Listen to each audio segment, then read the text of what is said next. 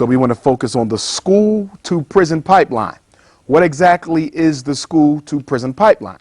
Well, to start out with, we have to be clear that the state, every state controls the educational system as well as the incarceration system.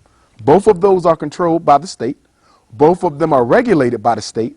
Both of them are financed by the state.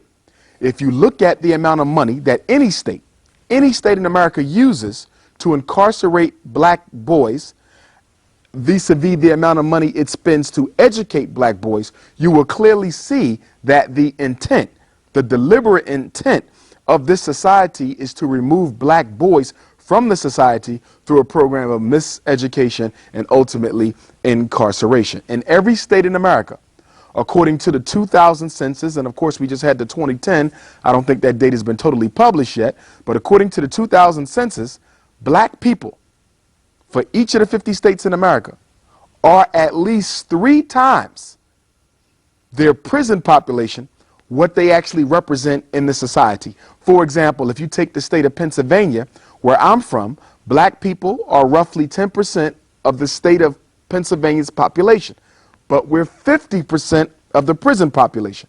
You see the same thing in Illinois, you see the same thing in Ohio, Florida, Texas, California, for each of the 50 states, not some of them, not most of them.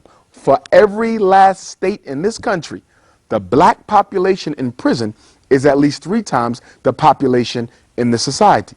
So how do children, how do juveniles come to populate the prisons instead of where they're supposed to be, which is the schools?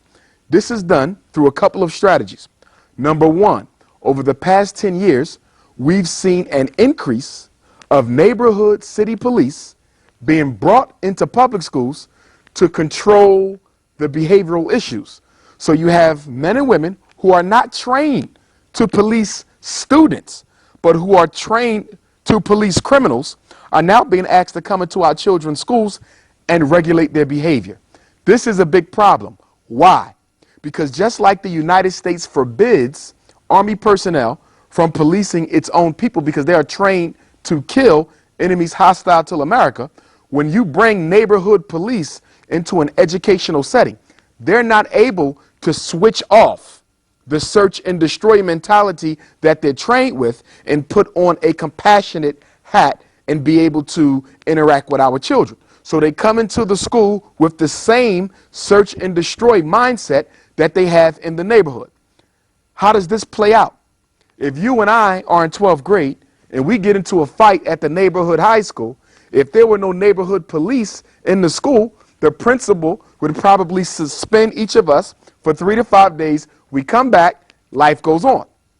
But once you bring a police officer in the school, now when we fight, the police officer can declare jurisdiction over that fight, treat it like a criminal act, and instead of you and I going home for a 5-day suspension, we're now being sent to the juvenile detention center, or even worse, temporarily to a prison where we're held until we get an opportunity to see the judge to determine what our sentence would be. Okay, because if we're juvenile, we get adjudicated. Technically, a juvenile can't be charged with a crime, but it's treated the same way, different language. So now you have black boys being sent to jail, black boys being expelled from school, black boys being adjudicated, black boys being sent to all types of holding facilities, which never would have happened 10, 20 years ago because we're bringing police into the school. So,